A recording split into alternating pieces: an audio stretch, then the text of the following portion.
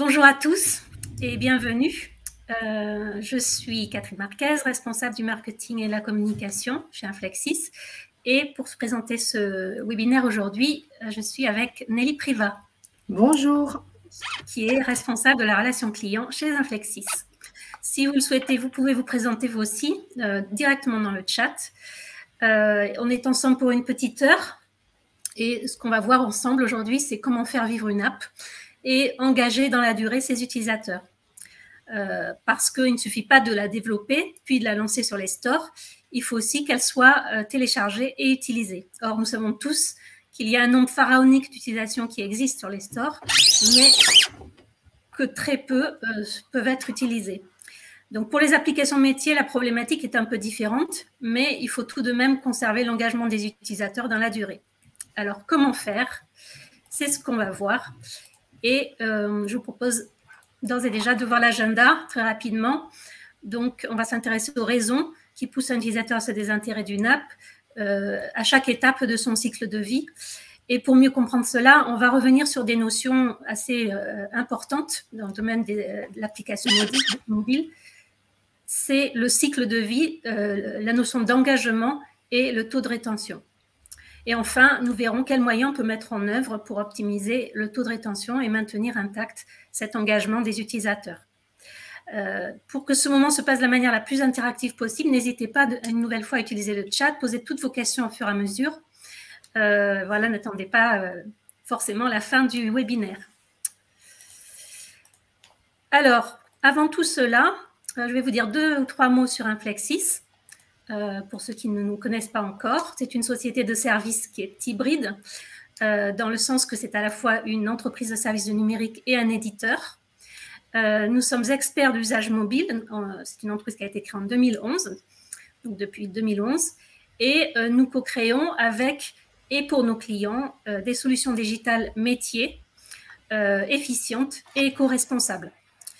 On est 55 collaborateurs basés à Bordeaux, essentiellement des développeurs d'ailleurs. Nos clients, ils appartiennent à tous les secteurs d'activité, notamment la banque et l'assurance, mais pas que, donc l'industrie, les services, la santé, avec un certain nombre de références ici, un extrait de nos références qui apparaît sur ce slide. Mais revenons donc au sujet de ce webinaire. Dans le titre de ce webinaire, il y a « Faire vivre l'application » et il y a « Engagement durable des utilisateurs ». Et on peut sans doute rappeler qu'impliquer les utilisateurs à toutes les étapes du développement, c'est déjà une bonne façon de les engager, bien avant que l'application soit entre leurs mains. Donc, tout à fait, Catherine, tu as complètement raison de mentionner cela. Ça me permet de rappeler en quelques instants ce que nous avons vu dans notre précédent meet-up qui concernait plutôt la partie cadrage. En effet, dans notre méthodologie de développement, donc on fait intervenir l'utilisateur dans les 3 phases, donc de cadrage, de développement et dans le déploiement et la phase de production. Donc, dans notre précédent meet-up, nous avons vu en détail la phase de cadrage qui permet notamment de veiller à répondre aux besoins aux utilisateurs et non à des envies. Donc, je vous rappellerai très rapidement ensuite les bénéfices de cette approche. Dans la phase de développement, quant à elle, on fait intervenir les utilisateurs pour valider à chaque étape qu'on est dans la bonne direction, notamment en mettant la solution à l'épreuve au plus tôt, par exemple en faisant valider un prototype, puis en faisant de la validation continue, c'est-à-dire qu'à chaque fin de sprint, on fait une livraison de ce qui a été développé et cela fait l'objet de tests utilisateurs. Et dans le sprint suivant, en plus d'ajouter de la fonctionnalité, eh bien, on prend en compte les retours des utilisateurs du sprint précédent. Cette démarche itérative permet de limiter les risques et de sécuriser la future mise en ligne. Aujourd'hui, nous allons parler de la phase de production qui est particulière, et plus particulièrement de la partie maintenance. Si vous avez confié le développement de votre application à un prestataire extérieur, certaines sociétés proposent une période de garantie qui commence dès la phase de mise en ligne de l'application. Et cela permet de faire des ajustements nécessaires suite au déploiement sur les stores. Chez Inflexis, on inclut dans nos contrats cette phase de garantie qui dure 3 mois et ça permet de remonter les quelques anomalies éventuelles et de les prendre en compte très rapidement.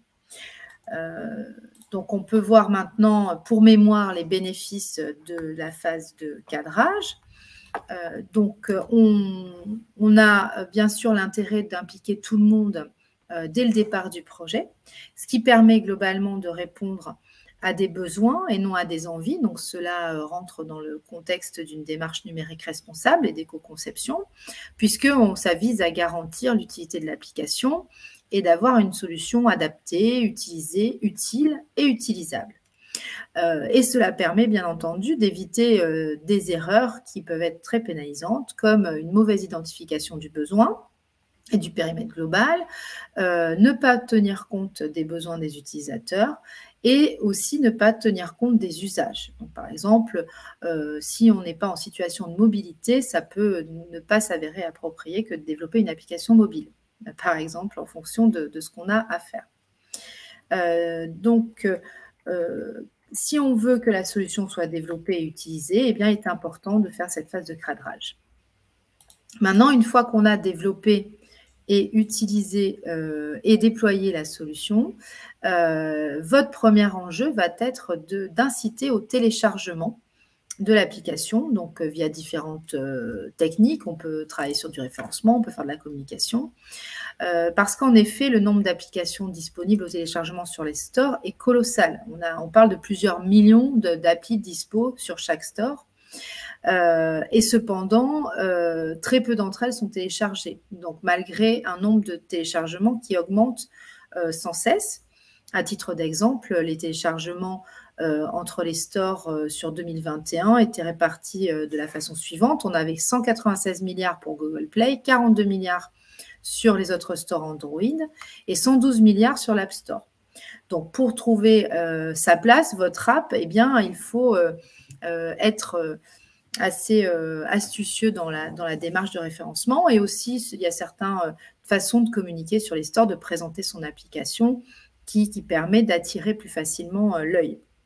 Une fois le cap franchi, vous devez tout mettre en œuvre pour inciter les utilisateurs à revenir dans l'application. Donc, et c'est d'autant plus difficile de fidéliser les utilisateurs d'une application mobile parce qu'ils ont fait une démarche assez engageante d'aller télécharger une appli. C'est pas le même engagement que juste d'aller naviguer sur un site web. Donc, l'acquisition n'est que le début et il est important de les engager et de les fidéliser. Donc, dans ce webinaire, nous aborderons les astuces pour les faire revenir et en particulier les points clés pour faire vivre son application et la maintenir au bon niveau de service. Bon, j'ai mon chat qui miaule, ne vous inquiétez pas. Oui, ça met de l'ambiance. Donc, une fois cette application déployée, eh bien, on va parler donc d'engagement et de rétention. Donc, avant de démarrer, on voulait reprendre la définition, on va dire, en quelque sorte. Donc, l'engagement se mesure souvent au nombre de sessions par mois de vos utilisateurs. Donc, Logalytics décrit le nombre d'utilisateurs très engagés comme ceux qui ont plus de 10 sessions par mois.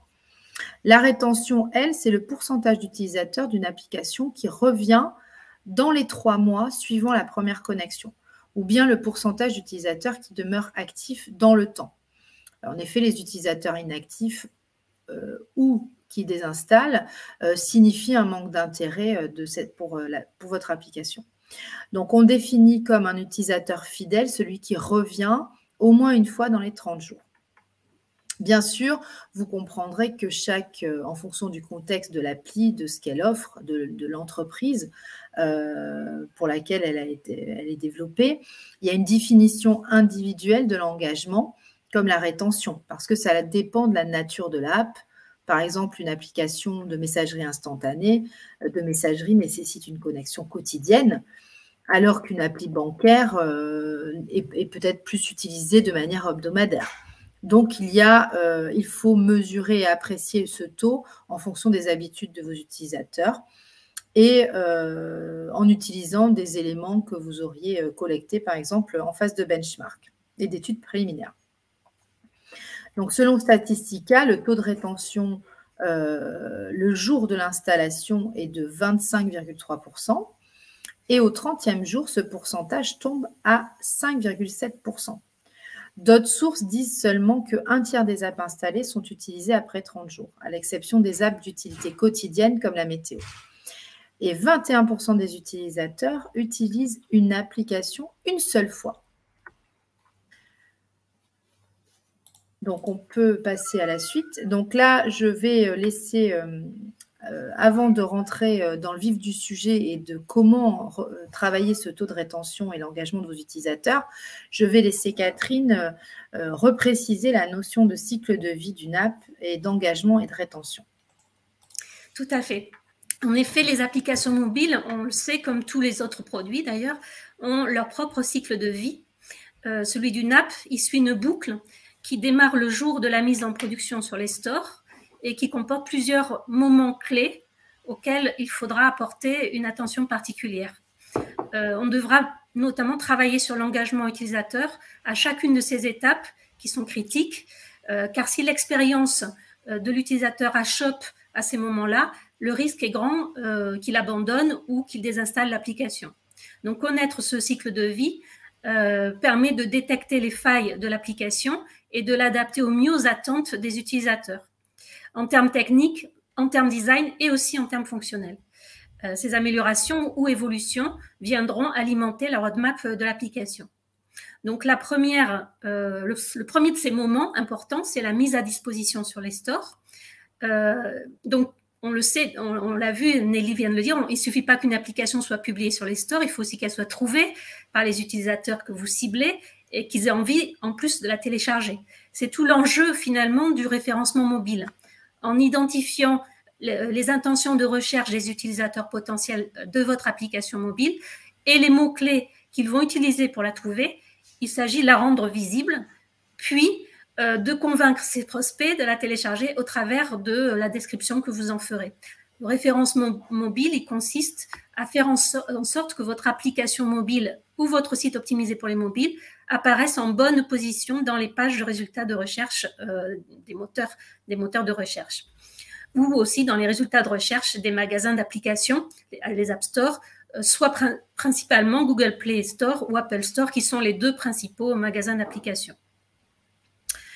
On peut d'ailleurs, Nelly, si tu peux, dans le chat, coller le lien vers un article que nous avons produit et qui parle de référencement mobile. Ça permettra aux personnes qui sont plus intéressées d'aller en prendre connaissance. Le voici. Merci Nelly. La deuxième étape, c'est la première ouverture de l'app et la découverte. Comme on le dit souvent, on n'a pas deux fois l'occasion de faire une bonne première impression. Et justement, ces premiers instants qui suivent l'ouverture de l'app sont cruciaux parce que l'utilisateur, il va mesurer très vite si cette app répond à la promesse que vous lui avez faite au travers de sa description. Il va tester les fonctionnalités de base tout de suite et il va passer son chemin s'il n'arrive pas rapidement à atteindre son objectif. Donc, il est intéressant dans ce contexte de savoir quelles sont les fonctionnalités les plus attendues et de les rendre facilement accessibles.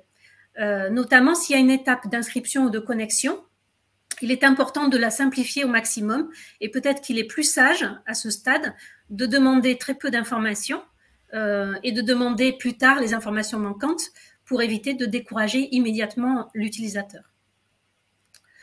La troisième étape, troisième moment plutôt important de ce cycle, c'est l'approfondissement et le quatrième, c'est la mise à jour. Donc, si ces premières étapes dont on vient de parler sont passées avec succès, on peut penser que l'application est en bon chemin d'être approuvée par les utilisateurs. À ce stade, l'utilisateur va sans doute essayer d'autres fonctionnalités moins essentielles, mais qui sont tout de même intéressantes pour lui. Donc ici, il est important d'aller à l'essentiel, justement, de privilégier ce qui a la valeur pour l'utilisateur en termes fonctionnels ou de contenu. Et si ce pas est à nouveau franchi avec succès, alors l'utilisateur va conserver l'application et si vous lui proposez des mises à jour, eh bien, il le fera régulièrement parce qu'il a trouvé l'intérêt qu'il espérait dans cette application. Cette étape est incontournable car même si votre application a franchi toutes les précédentes étapes, votre utilisateur risque encore de se lasser si plus rien ne se passe. Donc l'adapter, enrichir l'expérience utilisateur, c'est une nécessité pour qu'elle ne devienne pas obsolète et puis pour conserver au fil du temps l'attention et l'engagement des utilisateurs. Donc là, la boucle est bouclée parce qu'on a fait le cycle complet, mais il doit être tout le temps remis en œuvre à chaque mise à jour pour attirer l'attention de nouveaux utilisateurs, par exemple, et aussi conserver l'attention des utilisateurs existants.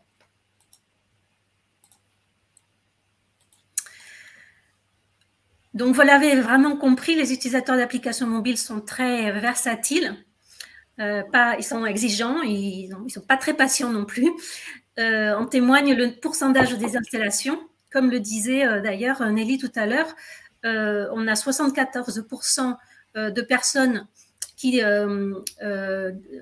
désinstallent l'application à la fin du premier jour. Donc, ça fait 26% de taux de rétention selon le rapport qui est fourni justement par Adjust. Et puis, ce taux de rétention diminue au fil du temps. Donc, vous voyez, en fait, il suffit de faire la différence. C'est 17% après 7 jours, 14% après 15 jours et 11% en moyenne après 30. Donc, ces chiffres, ils sont vraiment très importants. Selon une autre source, 80% des utilisateurs qui suppriment une app après l'avoir utilisée seulement une fois. En tout état de cause, comme on disait aussi précédemment, ce taux de rétention, il varie dans une large proportion d'une catégorie d'application à l'autre. Donc, il faut vraiment comparer ce qui est comparable. Une application mobile de météo, par exemple, peut obtenir un taux de rétention accru dans la mesure où l'utilisateur s'informe de la météo au quotidien. Donc, il s'intéresse au sujet. Mais il y a d'autres applications, par exemple une application de réservation, peut-être que le taux de rétention sera faible, mais ça ne signifie pas qu'elle est inintéressante pour l'utilisateur. Alors, pour garantir un taux de rétention plus élevé possible, comment faut-il faire? Il faut suivre déjà quelques KPI. Donc ici, on vous en donne un exemple, ce n'est pas du tout exhaustif. Par exemple, d'abord, il faut surveiller ces KPI. Donc, il est important de mesurer dès que possible, dès que vous mettez votre application sur les stores, dès que vous la lancez, il faut commencer à mesurer pour avoir une base de comparaison, voir si ça augmente, si ça diminue, etc. Certains de ces KPI peuvent être obtenus en utilisant des solutions d'analytique. Donc, par exemple, le nombre de téléchargements est une information importante à suivre, bien sûr, et notamment dans le temps, pour voir comment ça évolue et à quelle vitesse cela évolue aussi. Si le nombre d'installations est important également à suivre, le taux de désinstallation, lui, il est encore plus car il prend en compte la vitesse à laquelle les gens se désabonnent. Donc, il est important que ce taux soit le plus faible possible, parce qu'on espère avoir le moins de désabonnements possible. Et s'il est élevé ou s'il augmente, il révèle une difficulté. Donc, il faudra alors identifier à quel moment les utilisateurs, par exemple, ont désinstallé l'app, ce qui a provoqué ce désengagement, on va dire. La durée de session, c'est un élément important. Ça correspond au temps moyen que passe un utilisateur dans l'application, depuis son lancement jusqu'à sa fermeture. Et plus cette durée moyenne est longue, plus il est probable, ça semble logique, que les utilisateurs ont un intérêt à parcourir l'application. Attention par contre donc, à ne pas les généraliser. Comme je le disais à l'instant, ça dépend aussi de quel type d'application on utilise. Enfin, selon les applications, cette information peut avoir plus ou moins de sens. L'intervalle entre deux sessions, c'est le temps moyen pour un même utilisateur entre deux utilisations de l'app. Si ce temps moyen augmente avec le temps, c'est l'occasion de se demander pourquoi. Est-ce qu'un phénomène de lassitude s'installe? Y a-t-il des problèmes de latence, des bugs qui sont apparus entre-temps? Voilà, ça peut être des raisons. Et la fréquence d'utilisation, elle peut être aussi un moyen de segmenter votre cible. Vous avez, par exemple, les utilisateurs occasionnels, les utilisateurs assidus, etc. Le nombre d'utilisateurs actifs par jour ou par mois, ou selon la période qui vous intéresse, c'est ceux qui lancent l'application et qui interagissent avec elle sur cette période de temps. Faire en sorte que ce nombre augmente, ça peut être un objectif. Ça l'est, je pense, pour beaucoup d'entreprises qui lancent une application mobile. On peut s'intéresser au comportement dans l'application des plus actifs, des moins actifs, les interroger, les inciter à revenir par différents moyens comme des enquêtes de satisfaction, des notifications, enfin. Un autre élément, c'est le taux de rétention ou la fréquence d'usage. Donc, c'est le pourcentage d'utilisateurs, on l'a vu, qui reviennent dans l'application dans un certain laps de temps, 7 jours, 1 mois, 3 mois. Et il y a aussi, par exemple, le pourcentage d'utilisateurs qui reviennent après un certain temps. Donc, ces KPI permettent de cibler les utilisateurs les plus engagés.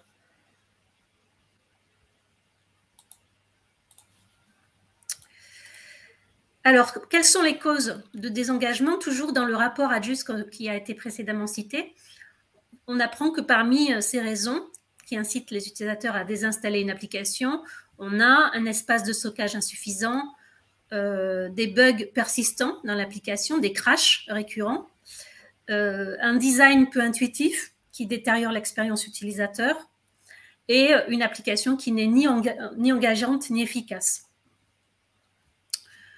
Nous, par rapport à notre expérience de développement d'applications mobiles, on a vu que différents facteurs peuvent entrer en compte et qu'il est intéressant de s'y pencher. Par exemple, les difficultés à l'inscription.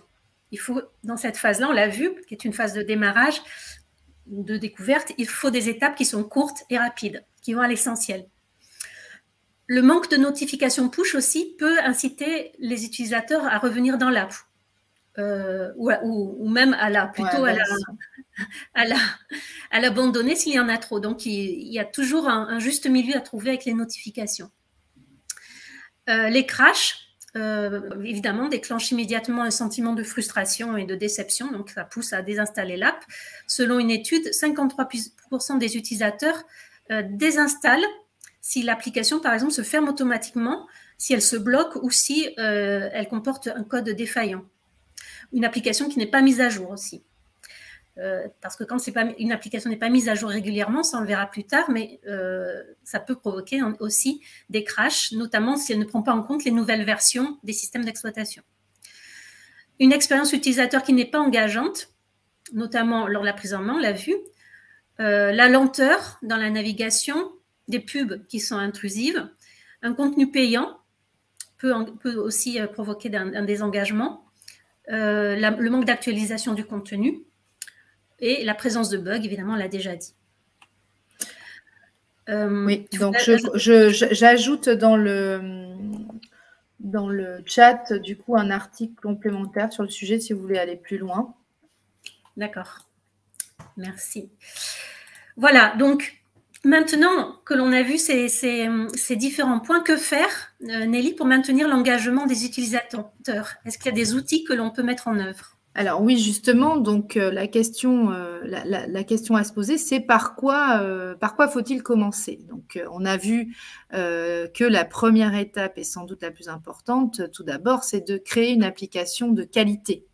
Bon, on va pas vous rappeler l'essentiel, mais notre précédent meet-up était contribué vraiment et largement à cet objectif, puisque si on fait l'impasse sur un cadrage en mettant l'utilisateur au centre, forcément on va passer à côté de certaines choses et on va pas mettre toutes les chances de son côté pour développer une application utile, utilisable et utilisée. Et comme l'a dit Catherine, l'expérience doit être fluide, positive dès le premier contact. Et cela incitera les utilisateurs à vouloir en savoir plus, à revenir pour mieux connaître le service que vous leur offrez.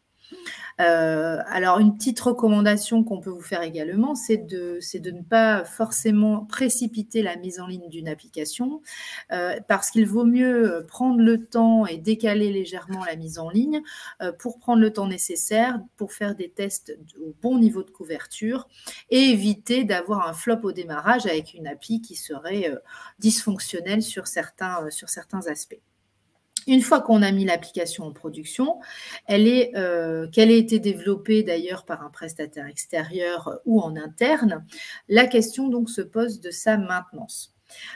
Car c'est un point stratégique et ceci dès les premiers jours, mois, et cette préoccupation doit rester la vôtre dans la durée.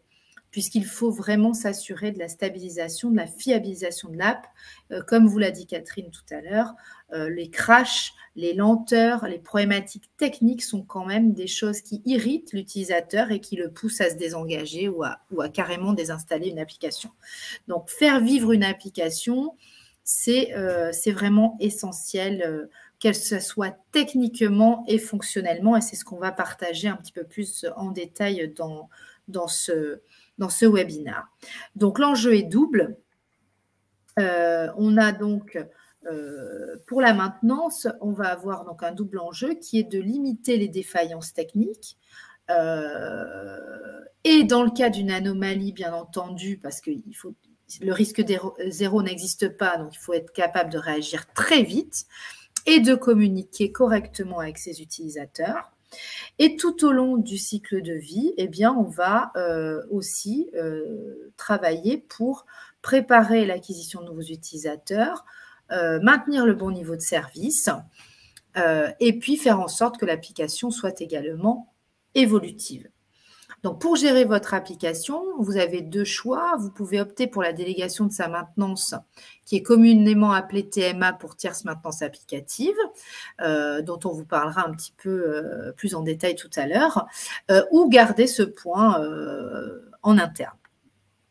Mais avant de commencer par vous poser la question de la maintenance et de mettre en œuvre des actions, un bon point de démarrage, c'est de faire un audit. Puisque l'audit peut vous permettre de prendre du recul sur votre application, de faire un bilan quelque part, un check-up, et d'avoir un plan d'action concret, d'amélioration continue et une roadmap visant à stabiliser, à sécuriser et à préparer l'avenir de votre application. Donc pour cela, on a été interviewé Sébastien, qui est fondateur et expert en développement d'applications mobiles chez Inflexis, puisqu'il ne pouvait pas être avec nous aujourd'hui par rapport à ces contraintes. Alors, l'audit d'une application consiste à la disséquer, à l'examiner pour apprécier notamment son architecture, les langages, les technos, les outils de développement, les librairies tierces utilisées. Et s'il y a beaucoup de dépendance, on regarde si les éléments composant l'application sont à jour, s'ils sont maintenus régulièrement, ou si les dernières mises à jour sont très anciennes. On mesure aussi la complexité de l'application, sa taille, on repère d'éventuelles fuites de mémoire ou des vulnérabilités. En résumé, l'audit a pour but de faire un check-up de l'application et de donner un avis objectif sur sa qualité, sur le plan technique et fonctionnel. On peut réaliser un audit parce que l'application est ancienne, souffre de dysfonctionnement, et que la question de sa maintenabilité se pose, ou alors pour s'assurer qu'elle respecte de bonnes pratiques en matière de développement et avoir une meilleure maîtrise de son code. Un audit peut également être envisagé en préalable au développement d'évolution dans le cadre d'un contrat de TMA, ou encore pour mettre à l'épreuve la sécurité de l'application. Enfin, on peut réaliser un audit pour s'assurer de la compatibilité à moyen terme entre l'application et les stores publics utilisés pour le déploiement. L'audit, dans ce cas, il a pour but d'émettre une recommandation sur la nécessité d'un refactoring pour rester en capacité à faire des mises à jour. Et bien sûr, c'est plus important pour les applications qui sont publiées sur les stores publics que pour les applications métiers qui, elles, sont publiées sur des stores privés. D'accord. Et quelles sont les différentes étapes d'un audit technique ? Alors, la première étape consiste à faire une analyse statique du code source de l'application, c'est-à-dire une étude de l'architecture logicielle et du code de l'application. Concernant l'architecture, on regarde comment l'application est construite, c'est-à-dire quel est le modèle utilisé pour concevoir l'application, MVC, modèle vue contrôleur, ou MVVM, modèle vue modèle ou autre. On s'assure notamment que tous les codes sont couverts par les tests unitaires, par les tests d'intégration et les outils d'intégration continue. Cela facilite le travail des développeurs pour maintenir l'application et la faire évoluer. Si l'architecture s'avère ancienne, cela peut compliquer sa maintenance et nécessiter d'envisager un refactoring pour mettre en œuvre des évolutions. Ensuite, on rentre dans le code de l'application. S'il s'agit d'une application hybride développée en JavaScript ou CSS, on examine notamment quelle est la proportion du code natif vis-à-vis du code hybride. S'il s'agit d'une application native, on regarde si le langage de développement pour iOS est Swift ou bien Objective-C qui est le plus ancien, et pour Android s'il s'agit du Java ou Kotlin plus récent. Dans cette première étape, on évalue aussi la qualité du code, c'est-à-dire le respect des bonnes pratiques d'écriture et de nommage. Le respect des conventions, nombre de lignes par fonction, par source. Par exemple, si on décide qu'une fonction doit faire moins de 20 lignes, on identifie les fonctions qui en font plus et qui peuvent être optimisées. On mesure aussi un certain nombre de métriques, telles que le nombre, la taille moyenne des sources, celle des fonctions. On vérifie si l'application se recompile sans erreur ni warning. Et on vérifie que le code externe, c'est-à-dire la librairie et les frameworks, sont bien à jour. Et on mesure la maintenabilité du code et des commentaires. Pour réaliser cette analyse statique, on utilise des outils d'analyse de code incorporés aux IDE ou des outils externes comme Sonar. D'accord. Cette analyse statique, c'est donc la première étape de l'audit technique. Et quelle est la seconde? La seconde, c'est l'analyse dynamique du code source. Et ici, il s'agit d'exécuter l'application dans l'environnement de développement avec ses utilitaires d'analyse pour évaluer la consommation de mémoire et détecter d'éventuelles fuites de mémoire. On le repère lorsque la quantité de mémoire croît légèrement, ce qui montre que l'application devient obèse. Ces fuites, selon leur importance, peuvent ralentir l'appli et être à l'origine de crash potentiels à l'usage sur le long terme. On évalue aussi l'occupation CPU pour détecter d'éventuelles surconsommations. En effet, en dehors de phases très particulières, une application n'a pas besoin de consommer beaucoup de CPU. On peut aussi mesurer l'empreinte énergétique. On s'appuie pour cela sur l'occupation CPU ou sur la consommation de la batterie. Il faut savoir aussi que certains langages de programmation sont plus énergivores que d'autres. Les applications natives, notamment, qui s'appuient sur un langage compilé, produisent un code optimisé pour la machine, alors que les applications hybrides dont le code est interprété consomment plus de temps machine et sont plus coûteuses pour l'environnement. Enfin, dans cette étape, on s'intéresse aussi à l'aspect fonctionnel et comment se comporte l'application. Rencontre-t-on des crashs? Est-ce que l'UX/UI correspond à ce que l'on attend? L'usage de l'application est-il fluide ou compliqué? Est-il conforme aux standards d'accessibilité? Notamment, la vocalisation des pages de l'application est-elle bien conçue? On a pu voir par exemple des placeholders sur des zones de saisie dont l'explication disparaît lorsqu'on se positionne dessus, et donc impossible à remplir par une personne malvoyante qui s'appuie sur la vocalisation. En réalité, chaque système embarque des règles d'accessibilité, mais par défaut, si on ne fait rien, par exemple pour programmer correctement un bouton, un non-voyant qui utiliserait une app pourrait entendre bouton 1, bouton 2, ce qui ne l'aiderait pas à comprendre à quoi correspondent ces boutons. Le développeur doit donc insérer les bons mots-clés pour que l'usage de ces boutons soit compréhensible. Ça paraît simple, mais développer une application accessible double ou triple l'effort de développement et de test. Dans l'audit, nous disposons d'outils qui permettent de noter la qualité de l'application en matière d'accessibilité. Un autre exemple de ce que nous testons durant cette étape, c'est la gestion de la mémoire. Pour cela, nous réalisons des tests en situation dégradée. Si de bonnes pratiques de développement ont été mises en œuvre, l'application sera robuste et gérera facilement le manque de mémoire pour afficher les pages. Si le développeur n'a pas prévu un défaut de mémoire, cela provoquera des crashs, de l'instabilité, et même chose sur le fonctionnement de l'application avec et sans réseau, ou très peu de réseau. Nous vérifions comment sont gérés les timeouts, comment les erreurs sont prises en compte. Pour faire ces tests en mode dégradé, nous utilisons un émulateur, on peut simuler différentes cas de figure, comme le lancement d'applications 2G, 3G, 4G. D'accord, et qu'en est-il alors de la sécurité? À quel moment testons la sécurité de l'appli pendant l'audit? C'est en effet l'objet de la troisième étape. Nous effectuons une analyse de la sécurité globale de l'application en contrôlant la sécurisation des données stockées, le contenu des logs, le traitement des données sensibles telles que le mot de passe, la sécurisation des échanges avec le serveur, les sécurisations des opérations. Et nous vérifions aussi les bonnes pratiques en matière de sécurité, notamment sur les appels web services, librairies, API, pour identifier d'éventuels trous de sécurité. En matière de sécurité, nous surveillons aussi les bases de données d'antivirus qui listent toutes les failles de sécurité connues et les patchs existants. L'audit peut aboutir à une alerte du type « Attention, vous êtes sensible à telle attaque et vous pouvez vous en prémunir en appliquant tel correctif ». Très bien. Et selon toi, en quoi est-ce important de mettre en œuvre un audit? Alors, le marché du mobile est tiré en avant par les constructeurs qui mettent à jour régulièrement les OS et les environnements de développement, sans compter les mises à jour de framework, de librairie. Lorsqu'on ne met pas à jour régulièrement une application, elle accumule ce que l'on appelle une dette technique, d'année en année. Cette dette peut engendrer des dysfonctionnements, voire limiter son usage et provoquer des crashs et même des abandons de la part d'utilisateurs. L'audit permet d'évaluer la part d'obsolescence de l'application, les éléments sur lesquels on n'a pas besoin de revenir dans l'immédiat et ceux pour lesquels il faut envisager des migrations très rapidement.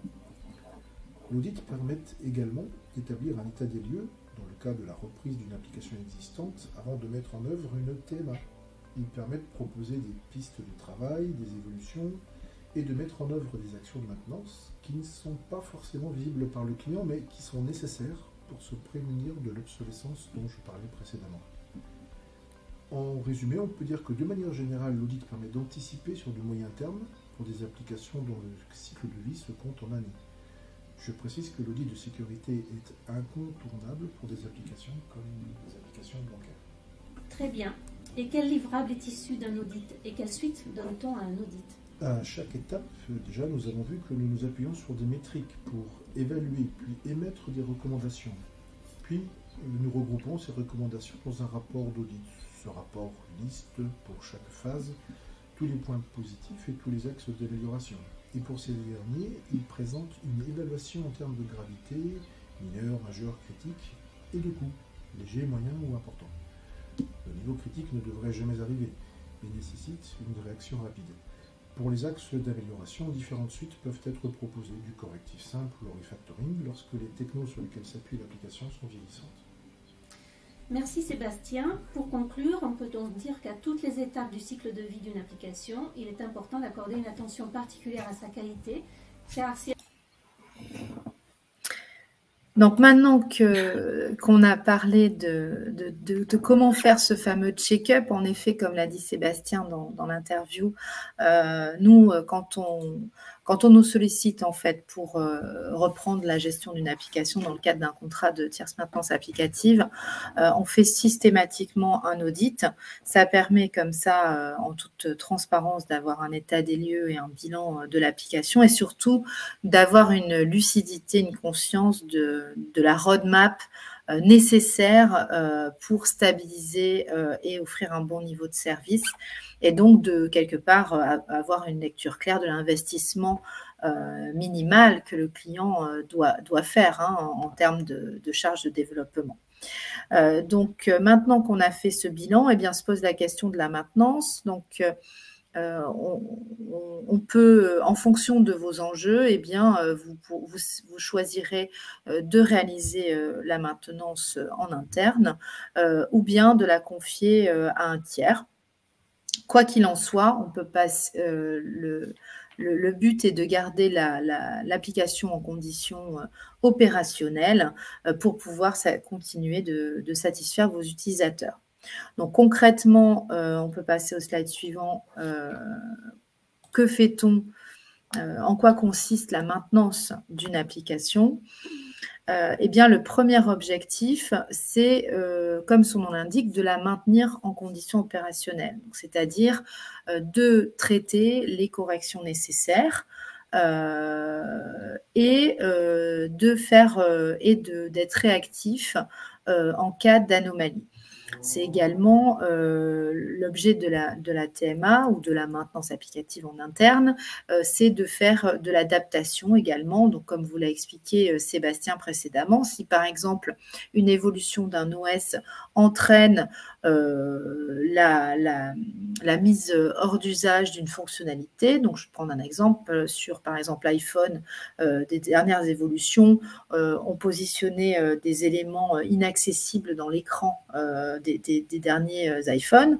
Donc, si par inadvertance, votre appli prévoyait un bouton d'accès ou le menu à cet endroit-là, eh bien, votre application, si elle n'est pas adaptée, eh bien, elle est hors d'usage dans certaines versions de l'OS puisque vous n'avez plus possibilité d'accéder à votre menu, par exemple. Donc, ce qui est quand même embêtant. Donc, c'est donc de gérer ces évolutions soit adaptatives, soit de l'ajout de fonctionnalités et de traiter les anomalies.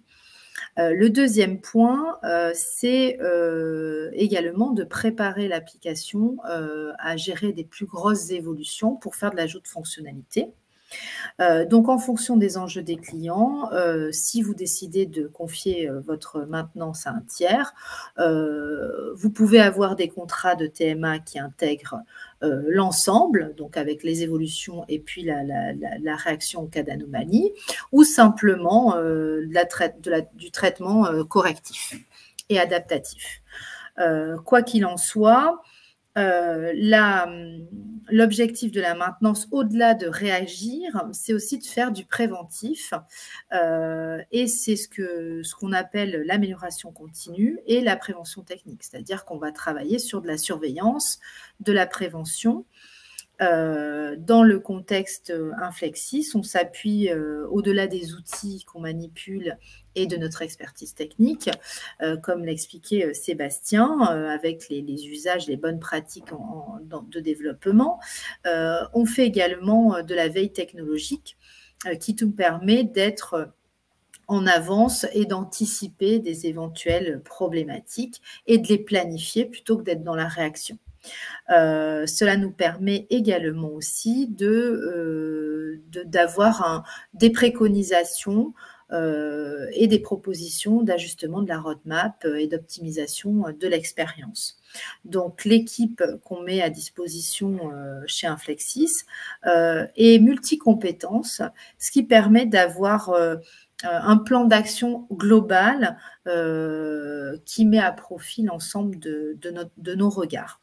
Donc, les exemples d'actions qu'on peut mener dans le cadre de la gestion et de la maintenance des applications que l'on gère, ce sont par exemple la mise en place de monitoring, on fait du suivi de crash, on fait de l'automatisation de tests également.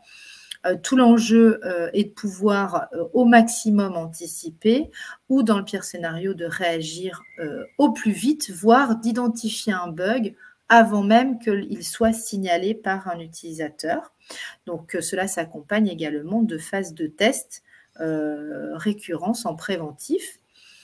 On fait également, on apporte du conseil à nos clients et ça nous permet d'alimenter nos préconisations, nos recommandations.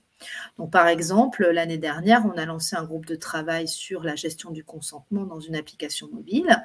Et grâce à nos investigations techniques, que ce soit en natif ou en hybride, on a pu, au moment où nos clients nous ont sollicité, mieux les orienter et leur proposer la mise en place de la gestion des consentements, adaptée à leur contexte, et aussi en fonction aussi de leurs enjeux de deadline et de budget, de leurs obligations légales.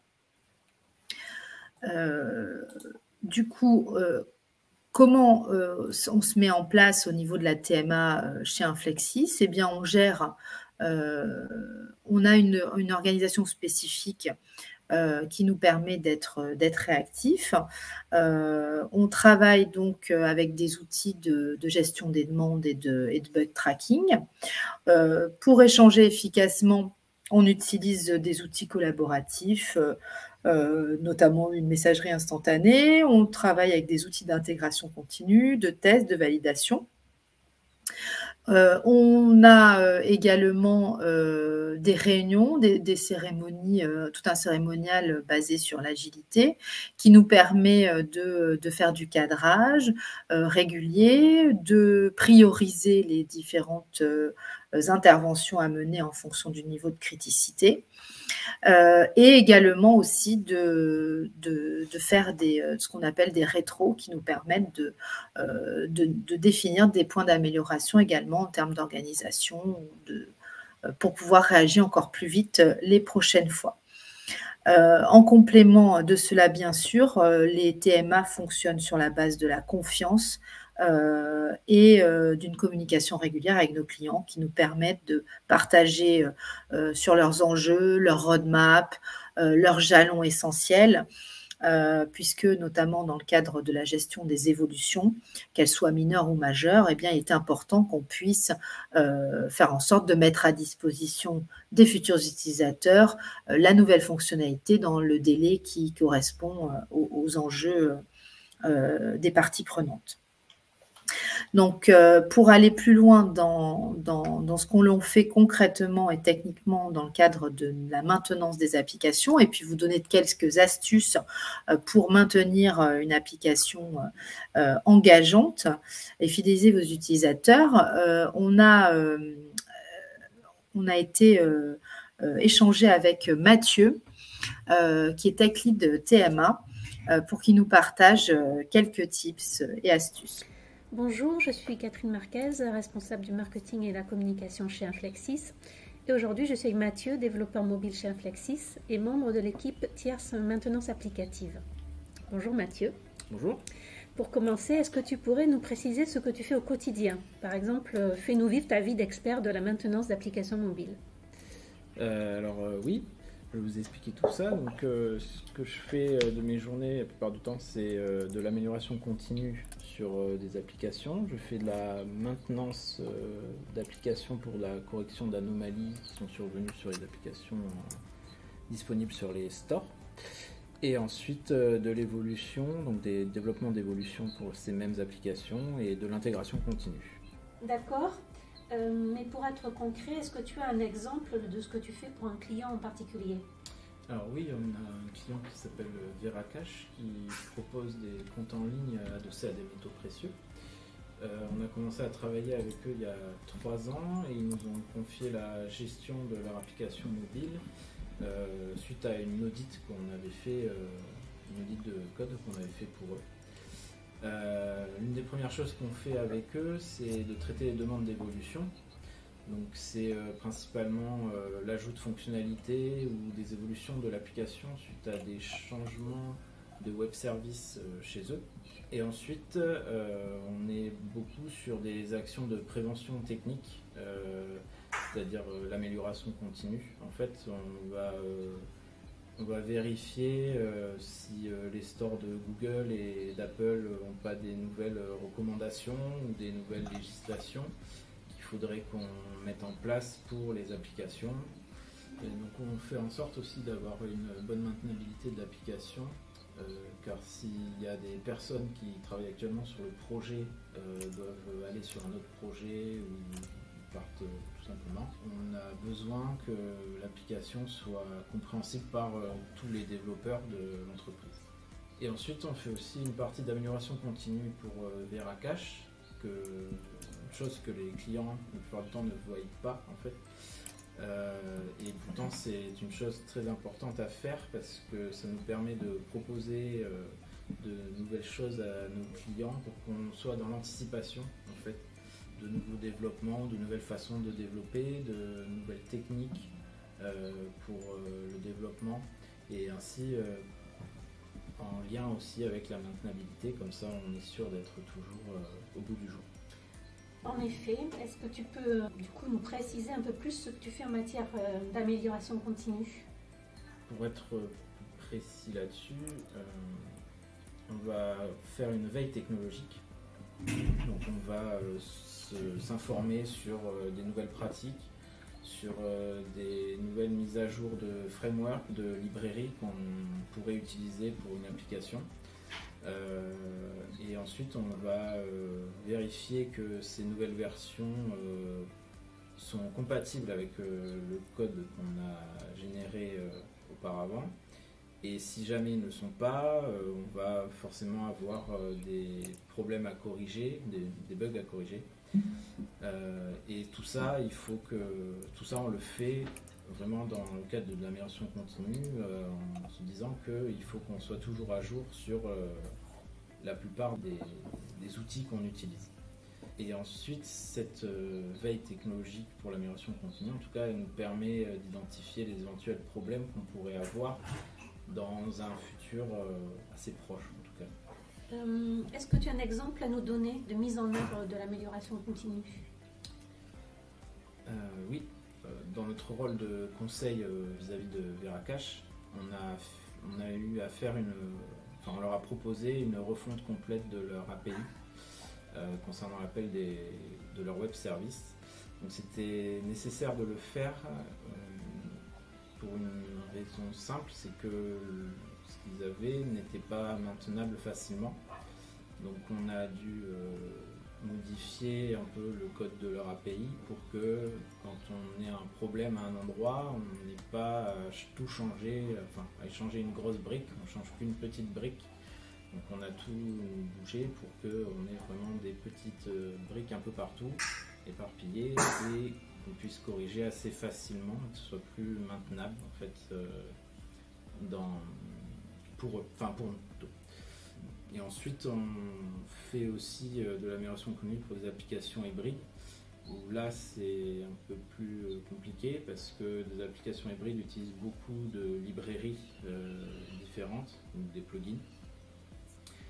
Ces plugins ils sont mis à jour ou non par les gens qui les développent, et il faut que nous on soit prêts si jamais il y a une nouvelle version à pouvoir la tester et à la proposer aux clients si jamais on s'aperçoit que ça peut être très impactant pour l'application.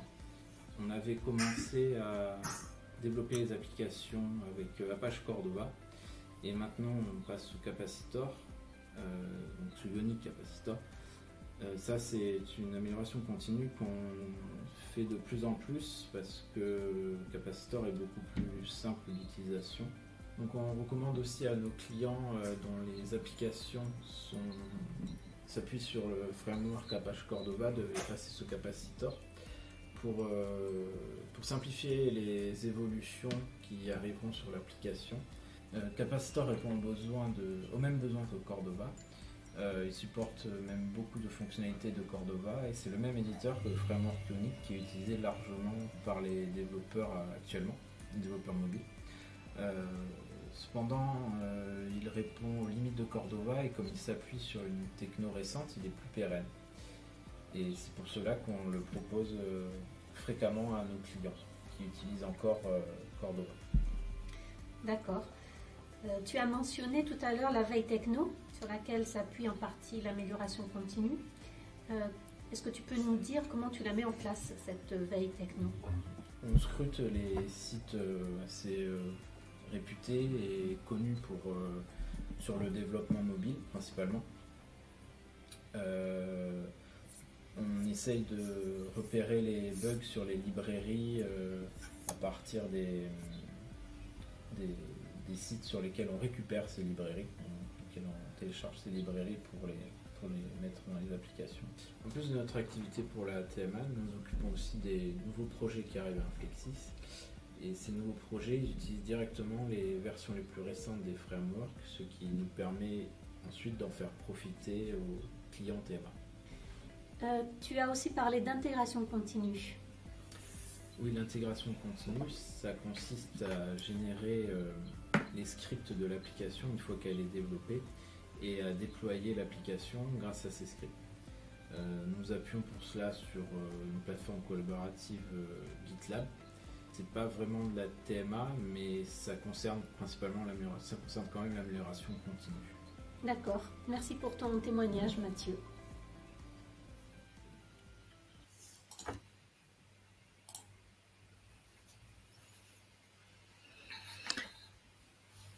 Donc, tu nous remets le...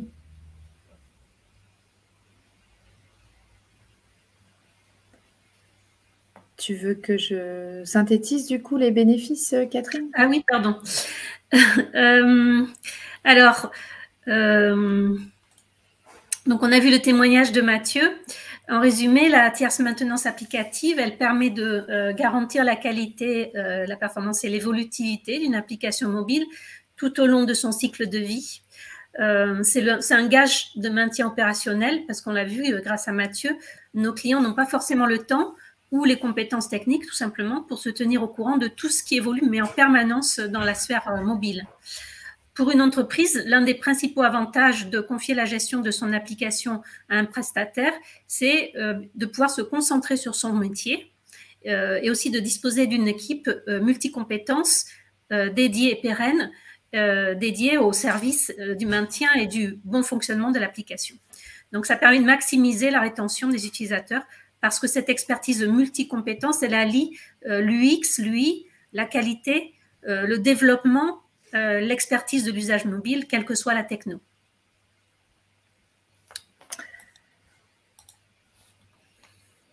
Tu voulais rajouter quelque chose? Non, pas du tout. D'accord.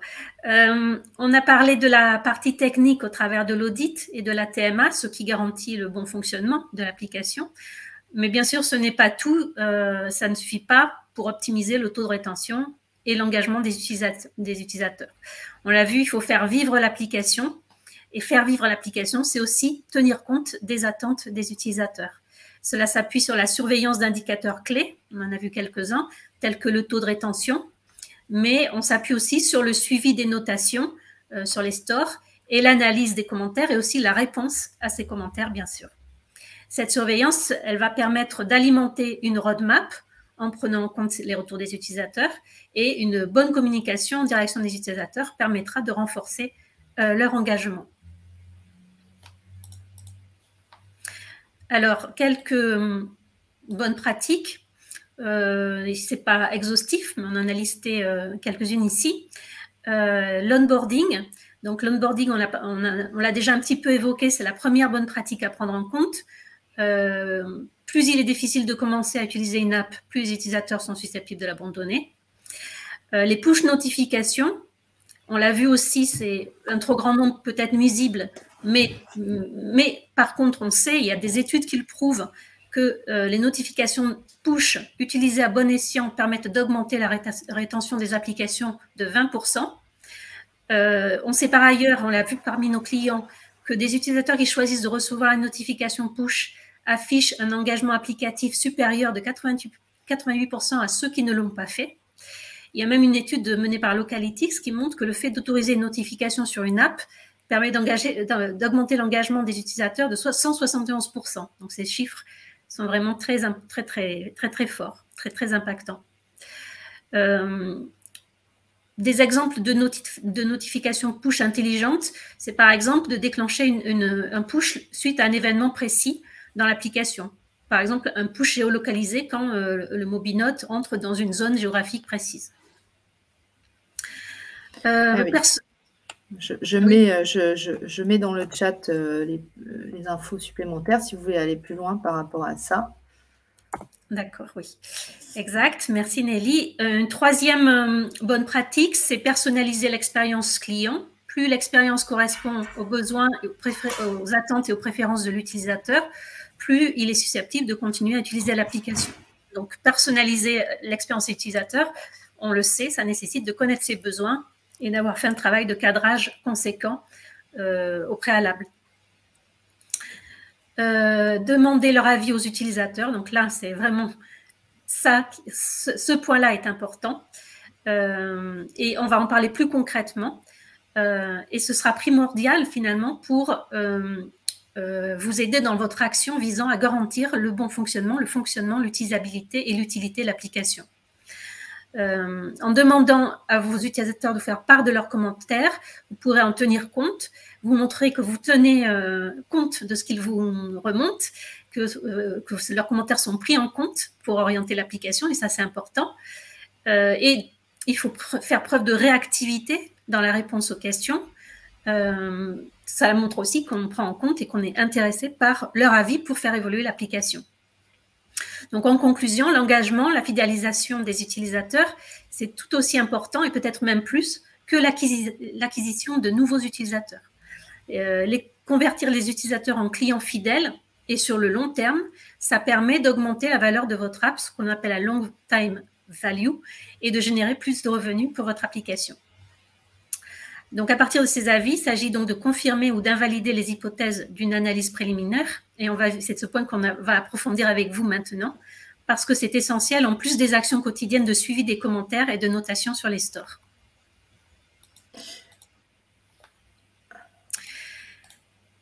Alors, durant la vie de l'application, on a compris, vous devez réinventer en permanence son fonctionnement, la façon dont elle demande et fournit des informations à son utilisateur. C'est ainsi qu'elle reste actuelle et qu'elle ne devient pas obsolète après quelques mois d'utilisation. Donc, quelles sont les étapes à suivre pour engager de manière durable vos utilisateurs selon l'objectif qui est le vôtre? Différents outils peuvent être mis en œuvre et Nelly va vous en détailler quelques-uns. Oui, tout à fait. On va finir cette présentation là-dessus, sur les utilisateurs, pour boucler la boucle. Et donc, pour commencer, je souhaitais revenir rapidement sur le benchmark qui avait déjà été évoqué par nos designers dans le cadre de notre précédent webinaire sur le cadrage.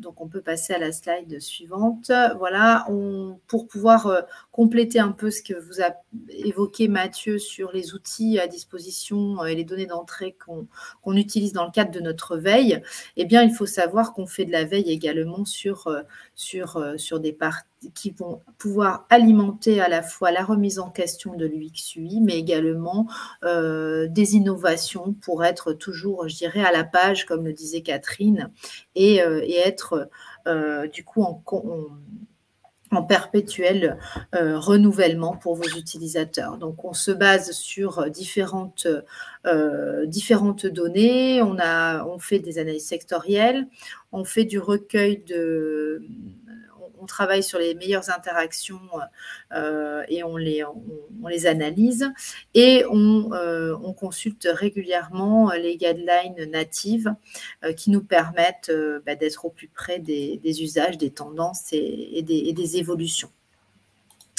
Les autres outils que je souhaitais vous partager, donc dans notre précédent meet-up, Noémie et Marine nous avaient présenté un outil pour comprendre les besoins des utilisateurs en phase de cadrage, l'étude ethnographique. Aujourd'hui, je souhaitais vous partager notre éclairage sur l'étude quantitative et l'entretien qualitatif, qui sont deux outils particulièrement appropriés pour obtenir de retours utilisateurs une fois qu'on est en période, on va dire, de maintenance d'une application, parce que cela permet d'ajuster la roadmap au mieux et de répondre aux besoins et aux évolutions de leurs besoins de vos utilisateurs. Donc, tout d'abord, parlons d'études quantitatives. Donc, l'objectif de questionnaires, par exemple, d'études quantitatives, c'est de mesurer l'expérience de l'utilisateur pour capitaliser sur ce qui fonctionne et déterminer les points forts et les points faibles de la solution actuelle. Donc, on va mesurer le pragmatisme de la solution. Est-ce qu'elle est structurée, claire, contrôlable, efficace, pratique? On mesure également le caractère hédonique de la solution. Est-elle attractive, innovante, stimulante? Et le point d'intérêt de ce type d'outil, c'est que c'est une méthode rapide. On observe rapidement une tendance qui se dessine sur des points bloquants de la solution. Et aussi, on voit les points, les bonnes pratiques à conserver. L'étude quantitative se présente la plupart du temps sous un format de questionnaire qu'on adresse aux clients actuels, et cela permet d'obtenir des indicateurs fiables qui nous présentent la perception de la solution en service. Ensuite, pour approfondir ce que l'on a observé en étude quanti, pour aller plus loin, on a l'habitude de recommander la réalisation d'entretiens qualitatifs. Là, l'objectif est d'étudier le comportement et l'attitude des clients en situation, donc en utilisant la solution, pour voir ce qu'ils font, ce qu'ils ont à dire, ce qu'ils croient, ce qu'ils aiment. Ce moment d'échange est l'occasion de recueillir le retour sensible des clients sur la solution et de préciser les raisons de ce retour. On recueille le ressenti émotionnel sur les différentes problématiques phares révélées lors de l'étude quantitative, par exemple. Et cela nous permet de détecter les besoins des utilisateurs inassouvis, de confirmer ou invalider les hypothèses de l'analyse préliminaire, de l'étude quantitative ou des autres données type analytics que vous avez récoltées ou les autres commentaires, d'adapter l'utilisabilité de la solution au contexte, puisqu'on détermine les facteurs du contexte d'utilisation en mobilité, et de repérer les schémas de comportement répétitifs pour déterminer le type d'utilisateur, les personas. En général, avec 5 entretiens qualitatifs, on arrive à un résultat assez intéressant et représentatif. Donc, une fois ces entretiens qualitatifs et quantitatifs réalisés, eh bien, ça nous permet, la dernière étape est d'agréger et de synthétiser les données.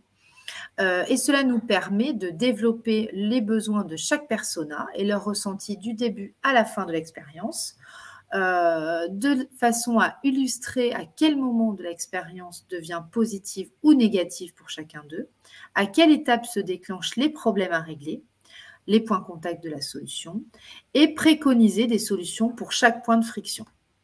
Et bien sûr, cela nous permet d'alimenter la roadmap de développement et de prioriser le backlog via notamment une matrice impact effort où on va pouvoir recommander à nos clients, par exemple, d'investir sur des évolutions ou des ajustements qui sont les moins coûteuses en temps, mais les plus intéressantes en termes d'impact à l'utilisateur pour sa satisfaction.